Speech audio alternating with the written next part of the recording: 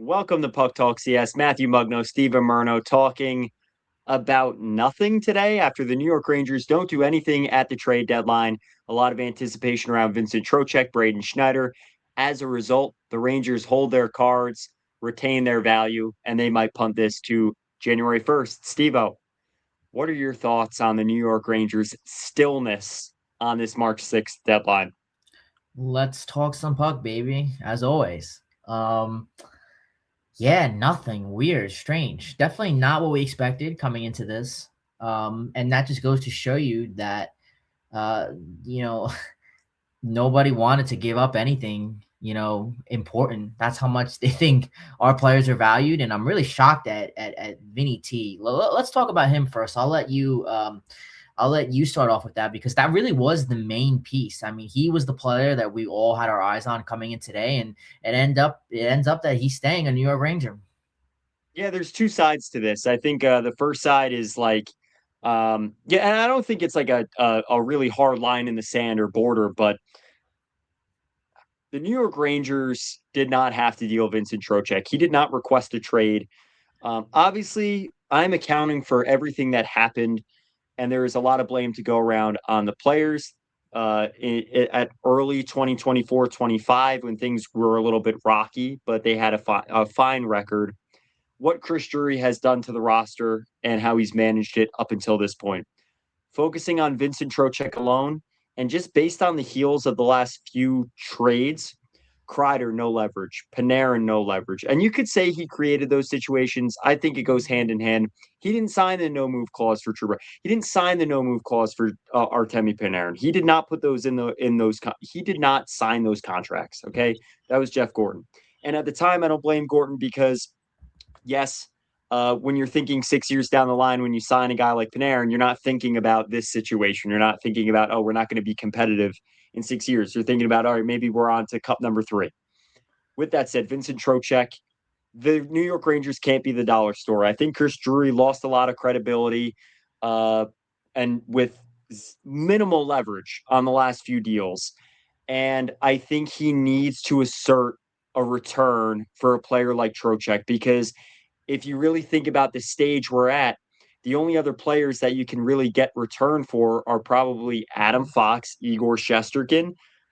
Mika seems like he's content in New York at the moment. I'm sure they'll revisit that in the summer. But right now, Vincent Trocheck, although his value is the highest, um, I think this was a good point to assert that you're not just going to trade him just to trade him. With that said, you made one move today moving your fourth line center, who I think was a Stephen McDonald Extra Effort Award runaway vote. And you moved Carson Soucy, who you traded for less than a year ago. And you moved Artemi Panarin, who was coming towards the end of his contract at an odd time before the Olympic break. And somehow Liam Greentree seems to be the best asset you got in return out of all these trades. So overall, I think there's kind of two sides. Maybe it's just all mutually exclusive, and I'm talking in bullet points. But overall, Steve, that's kind of where I stand on the Trocheck situation, and it led to a really boring day. Yeah, I agree with everything you said. I really think it's undervalued how much I appreciate and everyone else, or how we all should appreciate as Ranger fans, Trocheck not being traded. Because you mentioned it, and I say this all the time. We're not the dollar store. You went off. You went with Kreider. You went with Panarin.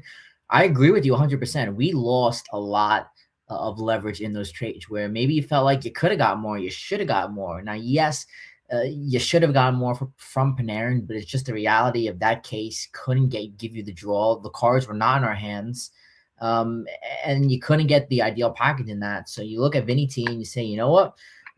The ideal package that we want, we know it was going to be a top prospect, a first round pick, and then either another pick or another prospect. And at the end of the day, the Minnesota Wild sat here and said, it's not worth it. We don't want to do that. And if that wasn't going to be the case, then we said that on the last episode. I'm totally fine with that. I'm totally okay with that. I'm fine with Vincent Trocheck being on this team. Yeah, his value is going to go down a little bit now in the situation, but we'll have to revisit it again next season in the off season. Again, I don't think you get as much, as you would have gone for him now, but I'm with you. This trade deadline as a whole for every team too, not just the New York Rangers, was a very quiet one. Usually we see more teams moving around, and I think that speaks to how competitive the NHL is this year. I mean, majority of the teams, more than 60% of the teams, are still in it for a playoff spot. So I think a lot. That's why you didn't see a lot of people or a lot of teams move assets. But in terms of us, like I'm totally okay with it. And I am surprised, even if Trocheck didn't go, I'm surprised other assets didn't go. Sam Carrick went. He went to Buffalo. We'll talk about that in a second.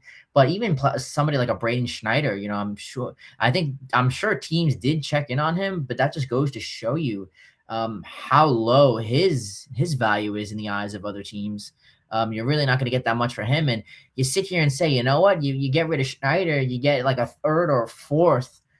Is that really worth it at this point? The way we develop players, and I think we have a nice draft capital already for 2026. So I am a little surprised that this was a little quiet. But again, I think sometimes the best move is no move, and in that case, no move is not getting enough value for what we're giving up. And I think jury recognized that we weren't going. Teams were kind of lowballing us a little bit, and I'm totally okay with keeping Trocheck. I stated on last week's epi. Trocheck's value still holds a lot moving forward, under contract for the next few years.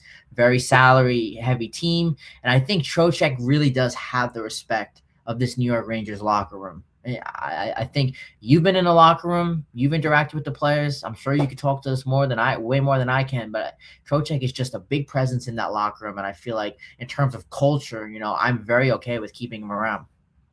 Yeah, something I always admired about Vincent was he always thought about what he was going to say before he said it. And I'm not stating that the other players or no other player I've ever interviewed thought before they spoke, but you could see it. He would actually take a moment and think, and you could see that he was thinking about his response before he would answer. Always admired that.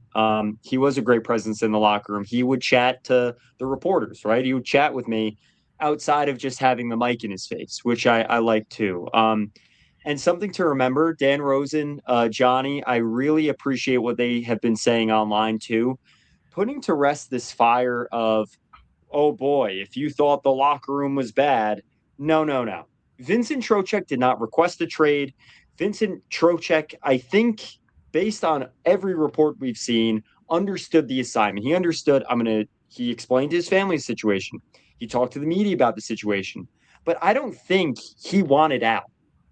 Okay. I think it was understood that he is the organization's best trade piece right now, or was at this moment in time. And they were fielding calls, they were fielding their options, they were talking about it. This isn't like it came out of nowhere. And again, we don't know what those internal conversations or messaging was. But overall, I don't think this is something where Trocheck comes back into the locker room disgruntled. The one thing I don't love about the move, Steve, is that we saw what happened with Jacob Trouba. Um, he was, they attempted to move him in the summer. Then he was in the general manager's group messages that got leaked.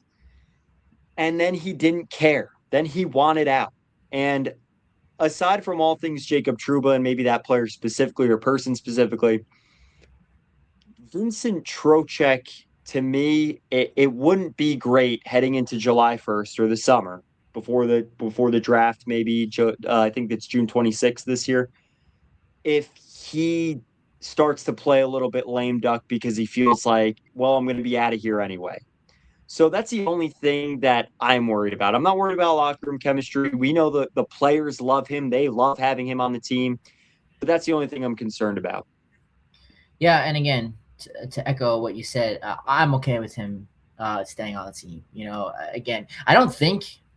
I know I said, or we both said, maybe delay it to the off season. I think I think Vincent Trocheck is going to be on this roster next year. Delaying a trade to the off season, I think is going to heavily impact the compensation that would be involved. I think fewer teams are likely to be more aggressive in the summertime compared to the trade deadline. And I am very surprised with the Minnesota Wild. I really thought, given everything, given their struggles on the faceoffs and special teams, I think Vincent Trocheck would have been the perfect player. I think this is your time to win now. I mean, the Wild are a team that, we talk about windows all the time in all of sports. Me and you talk about this a lot, whether it's baseball or football or hockey. And I think the Minnesota Wild, I think they've just been a team that's been in the conversation every single year and have not been able to get over that hunch, and I'm not sure Mhm. what it is going to be for them. But I thought Vincent Trocheck is the player. Again, looking at what Trocheck did in the Olympics, especially on that penalty kill against Canada, the 5-on-3. I mean, that is the type. Vinny is the type of player that they needed, and the fact that they sat here and said we don't want to give up the assets, then you don't get Vincent Trocheck. So that kind of surprised me. And again, outside the Wild, there really was nobody else that I would say, what, that's a package that yeah, you have to say yes to. I don't know what the Carolina Hurricanes offered. I don't know what some of these other teams are offering. I don't think it was the value that they were offering was not enough to replace, what Vincent Trocheck means on this roster. And I'm totally okay with that. I think the next step for Vinny T now is to finish the season strong. Yeah, I really don't Mhm. think, his status as a potential trade asset really should matter now. Again, I think he's going to be on this team next year. And I think that Really? fits. Yeah, Vincent Trocheck will be on this team next year, 100%. I don't know about that. I actually looked back and I saw that you said that about Truba. I think that's a different situation. I mean, we could talk about that at a later time for sure, but I actually think what does matter is that he's healthy and that he's just consistent because you want his value to like I think if you're management, you're hoping that his value remains the same. One thing I will say though, Steve, because you and I talk about this all the time. Can't believe we haven't gotten here at the 12-minute mark of the epi here. The Rangers, here's the biggest thing. The Rangers need NHL players. Like something that baffles me about the fan base recently is thinking that we can just trade everyone and have no NHL players. Now, I understand this specific situation, but the New York Rangers have to have players on the ice. You just traded Sam Carrick as center. He's your 4C. He's got NHL experience. Love his character. So if you've traded Vincent Trocheck, your one NHL center would be Mika Zibanejad. Juuso Parssinen has some NHL experience. We haven't seen him in 2 months. I I cannot believe that there are folks out there that think the Rangers can field this team of all prospects or just we'll find a way. That's one thing about this retaining Trocheck that I actually like is you have to have enough of a team to compete every night, or else the players like Gabe Perreault get caved in and it affects their development. We could argue all day, and really we all agree that the Rangers development has not been good. It's not satisfactory for the standards of today's NHL. But at the same time, you still need players that can, Vincent Trocheck, you need a guy that can take a face off against the top centers in the league. You're going to put Juuso Parssinen against Nathan MacKinnon every night. I mean, you got to get some fans in the building every night to watch the team. It's got to be enough. And granted, it hasn't been good. Trust me, I was telling you about the game against Columbus. That was a rough go at the Garden. Yep. But keeping Trocheck, I think, is a good thing in that respect. Yeah, that is undoubtedly the best thing you will say on this episode. Like, I can't echo that enough. You can't have pencils on the ice every single night. And I think that your greatest point was about Perot. You just took Panarin off this roster. I mean, he was really your offensive playmaker, the best on the ice at setting up opportunities. You look at what happened last year at Brennan Othmann, and you had piss poor play at the end of last year, and you threw him in against bad hockey, and now like that kind of messed him up a little bit, and he's not kind of panning out how that would, how we wanted that to be. And so you can't have the same with Perot. And I agree with that. You got to have somebody that creates opportunities and sets up plays, and Vinny T is that guy. And if we want some of these young players to grow, you gotta find that balance, and I feel like it's a very hard thing to do. Like, a lot of teams struggle with that. You look at, I think the Anaheim Ducks are the most recent example of a team that are trying to find that balance. The San Jose Sharks are another team that try and find that balance of strong veteran experienced players with young talent that has potential. And that's going to be us. Whether you like it or not, that's going to be us for the next few years here. And so that's why you got to have players like Amika. You got to have players like Trocheck. You got to have players like Lafreniere. Lafreniere is slowly moving into that category as an experienced NHL player. And that is a conversation in itself for a whole nother day. But players like that, have to serve and provide a template for some of these younger players. And I agree with you 100% on that note. And I also think it fits the vision that this organization has. They keep saying retool, retool, retool. I don't know if you see this differently than I do, but for me, a retool is, we're going to be competitive next year or even the year after. It's got something quick, something that's a quick solve. And I don't look at this roster and I don't see any quick solves. Keeping Vincent Trocheck helps, but there's still so many holes now. You move Sam Carrick, you look at some of these other players that we moved, and I agree with everything you said.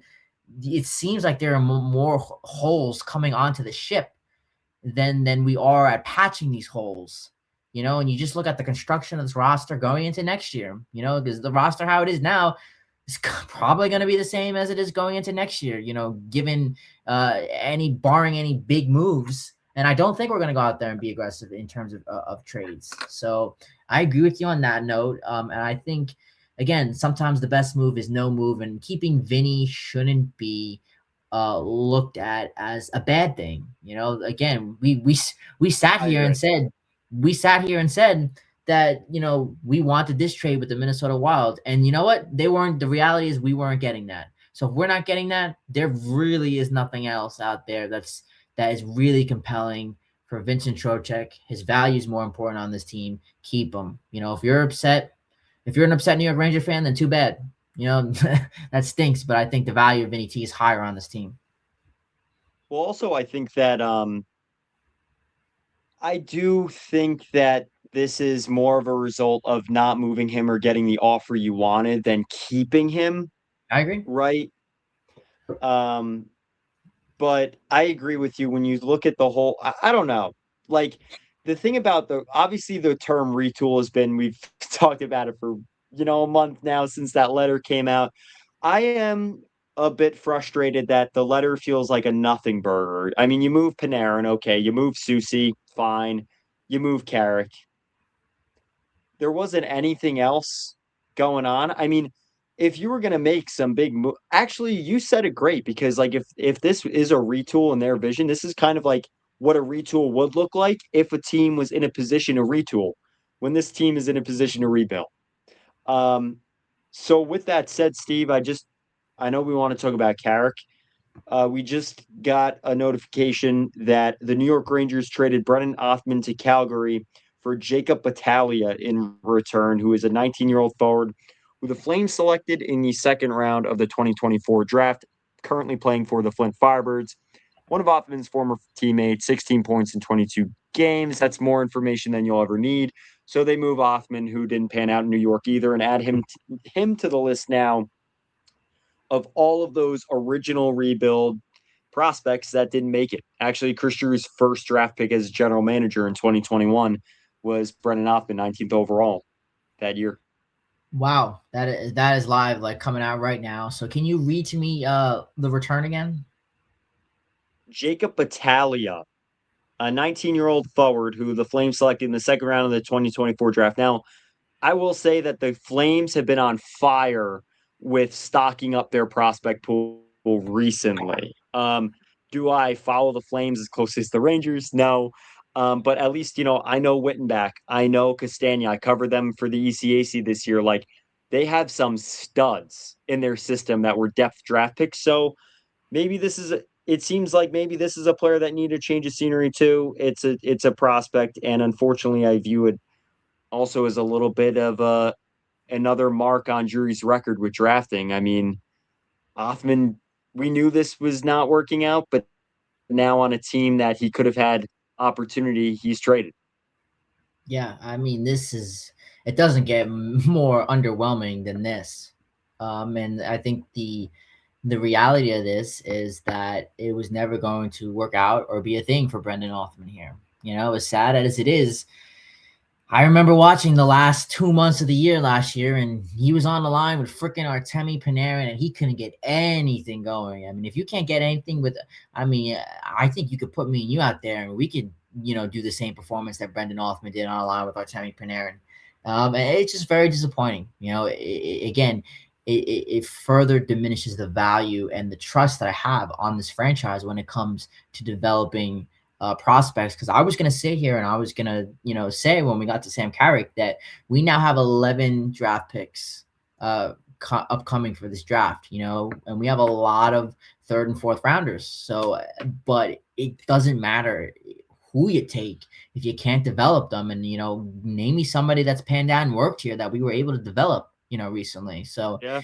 again, nobody comes to mind, and it's just disappointing overall. Quick note, I'll give you something that's not disappointing. You'll like this. Do you use Bleacher Report at Here all? and Or there. so I follow the Rangers on Bleacher Report. I've stopped using it. I don't like the new layout of the app, but I just opened it up to see the trade. And you know who the top the top two people in the New York Rangers like they have like the social feed of like reporters. You know who they are? For They, Bleacher Report? yeah, on Bleacher Report, they pin like people's tweets. It's you and Vince. You have a tweet here pinning What does a it pin. say? It's when you said the New York Rangers can't be the dollar store. Jury has to build back some credibility after no leverage. Like that is on the Bleacher Report. So I thought, shout out to you, my man. That's awesome. That's so funny. I You got to screenshot that. I will. I Yeah, will after this. But you and Vince, man. that's meme. That's puck talk meme material right there. That's Um, so not all disappointing on a nothingless day. You and Vince are featured on a nothingless day. yeah, Vince has become like the number one reporter in the New York Rangers. I'm just like tweeting from while we're talking here, but no, I want to talk. I mean, I want you. You were talking about Carrick before. I kind of mentioned already my thoughts on him. Like, obviously a heart and soul guy. I loved him. You got return for him, and it added to the stockpile. But what were your thoughts on the Sam Carrick trade? Came in late last night. Yeah, Sam Carrick was a player that had to go. Love him. He's a player that really made you look back and made the most of his 2-year tenure here. He recorded a career high in points last year. He's really overall just a complete player that you look at for his role. As a bottom six forward. But with that being said, Jury didn't land an A+ package for Carrick. I think it's still a fair return. Especially for a fourth line center. He's better off suited, obviously, for a playoff contender. There's no point keeping him on a retooling squad. And it certainly doesn't hurt to acquire, 2 more picks in the draft. That the draft is, you're more versed on this than me, but it seems like from what I'm hearing, it's going to have a lot of strong depth and a wealth of first round talent. And I just mentioned that we have 11 picks. I'll let you jump in there first because you can speak more to that than I can. Yeah, I think something that's also disappointed me though. This is my opinion, not informative, not an informative statement, but we did the Rangers have picks, but they didn't get a single first rounder from a trade. So like you already had the picks. You defer the pick last year for this year, which actually will end up being a good thing from the whole JT Miller deal that Vancouver already had in place with Pittsburgh. So you have the Rangers draft pick, which hopefully is top 1, 2, 3, top 5. And then there's the other pick that they retained. So I'm just like, Now, you didn't get a first rounder. Like you didn't get a third pick. I feel like most teams that rebuild have 3 picks in the first round. We saw that last year with the Islanders, and obviously it's paying off in dividends. And they traded Noah Dobson on the day of the draft and got a first rounder out of that, I believe. yes, Gonna you're right. check that now, but continue, Steve-O. No, I think you're right on that. But for me, it's not the end of the world because Drury does have an opportunity here. I do agree with you. That is disappointing. However, since we have 11 picks in the upcoming draft and a lot of them are third and fourth rounders, Jury has the ability to move up in the draft if he's willing to package a few of those picks in June to move up to the first or even the second round and use some of those picks to get NHL ready talent. Exactly what you said this team needs. I agree with you. I think that's exactly what we need. So if we're willing to move up and sneak into that first round and send some of these package these picks together, I certainly think that's 100% doable. And I think that's what we can do. I don't know if Jury has that in mind, but if I'm Jury, that's what I would do to kind of make up the ground here of assets that we didn't get in return to try and Mhm. get that NHL ready talent. I think that's exactly what we need. I think the problem with the NHL draft is the consensus is that if you're like picks 20 to 32, you might have a shot at the NHL. Obviously, it's a complete crapshoot. I don't buy into the marketing side. Like it's fun and I love it, but I don't buy into it as much as I used to because we've seen how that goes across the entire league. But I think if the Rangers really want to get a prospect that's the real deal, like they're going to have to lose games in order to get in that top five. And I'm really hoping they can get in the top one or two to grab McKenna or Stenberg. The Noah Dobson deal, just to clarify, they not only got one but two first rounders in return. I don't think the Rangers have a player that would demand that outside of Adam Fox. But that was obviously the huge draft day deal. We haven't seen one of those in a long time, too. That's my other concern with the Rangers is like, I mean, you can't bet on trading up in the draft, like on draft day with a team, like where you that would have to be a pretty perfect situation. And we've already seen that with the Trocheck situation, which seemed like kind of a triple or maybe even a home run that just sneaks out of the park. They weren't able to make a deal or at least get the return they wanted. So I think that's also where there is some concern overall. Yeah, I agree with you on that note. Going back to finish my thoughts on Sam Carrick, considering that Buffalo doesn't have a second round pick for like the next like three drafts, I think it's likely not worth losing a sleep over. Carrick's return might not line up with the market value of centers around the league, but I don't think it's anything to throw a fit over. I think it's fine. And in terms for Buffalo, Carrick isn't a home run asset who anchors your deadline, but I do think that he is a match made in heaven for any playoff team hoping to strengthen its bottom six. I think he plays the role that he's intended for really well. And I think, any competitor, will be lucky to have Sam Carrick, in that kind of role. And, ideally on a New York Rangers team that gets to where it needs to be. I think a player like Sam Carrick would be so important and so pivotal. So I think on any contender that's not just a New York Rangers team, that fits any competitor. So it's a good move for Buffalo. It's a better move for Buffalo than it is for us, but it's not a bad move for us at all. What are your thoughts? And I know that people love to talk about grades, grade this, grade that. We're not big on grades, but if you had to give it a grade, what would you give it? Oh, Carrick deal? Yeah, Like a B. Like you got return. I mean, honestly, I was dreaming of like a second rounder in return. me too. Like dare I say a first in this. It was a seller's market. So I think it was fair to dream of a little bit of a better return than they got. You got return for him. That's all you could ask for. This is a guy that really gave it his all in New York. I can't wait to see what Buffalo does in the playoffs. I will be cheering for Carrick, for him as a character, as a person. And player. And yeah, it's sad, Steve. We had Trocheck stuff lined up, graphics, the whole deal. We had four guests lined up to break down the Rangers trade deadline, and you and I scrapped it all last second because they really didn't turn anything out. So that's kind of the story of the day here. And at least for me, I'm at a talking points. I mean, I feel like um, this is really we've extrapolated as much as we can out of a stone here. Yeah, I'm with you on that. I agree. Yeah, I think overall, um, you know, it is a little bit of a sour day, but I wouldn't overall say it is a disappointment. I still think it is a win. I really want to highlight how much of a win it is, to keep these assets, knowing that they're still on this team. You can still move them in the future, and you didn't get the potential that you wanted it to, and I think this is arguably going to be the biggest topic that we cover for the rest of the year, unless anything major comes out. I don't foresee that happening.